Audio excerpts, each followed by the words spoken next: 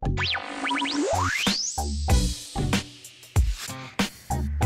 to AFG TV. I'm Michaela.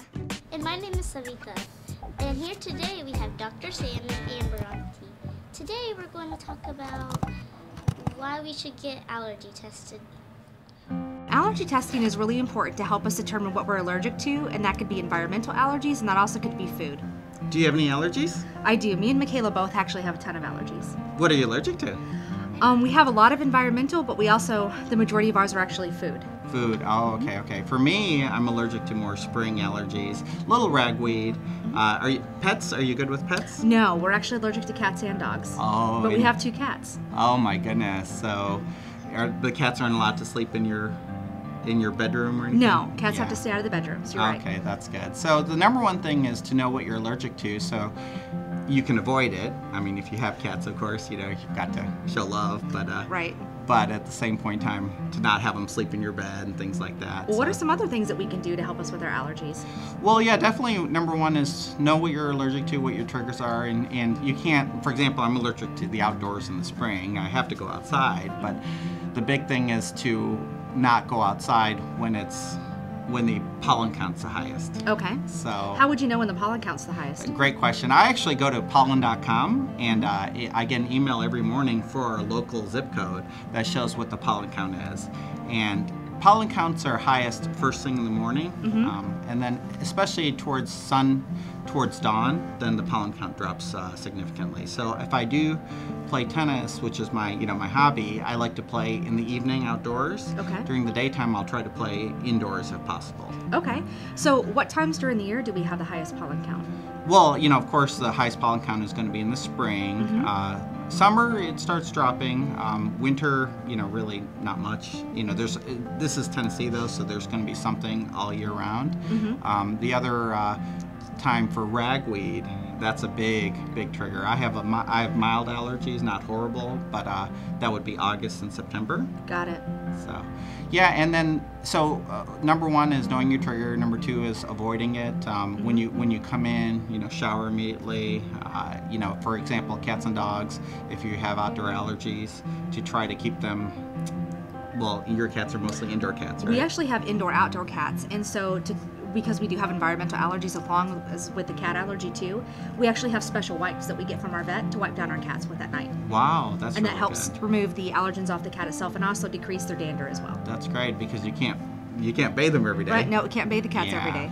So that's number one. Number two is for myself, I've done as good of a job as possible as decreasing my exposure outside. We've put in the HEPA filters, we've removed carpet and all those things, yet I still suffer. So my plan is to get allergy immunotherapy, the allergy shots. So now, why would you do this over taking a medication like Allegra or Zyrtec? I'm actually on all of them. And, okay. And even with all the medicines and the Flonase, I still have drippy nose, itchy eyes. I mean, you see me, right. Where I have to wear glasses. So basically you're saying that medication just treats the symptoms, but actually doesn't treat the problem. Exactly. It's basically a cover-up, and so if I can treat the underlying issue, then I don't have to take these medicines. And as you know, if any medicine has an effect, which they all do, but then they will have a side effect. And we develop tolerance to all the medicines.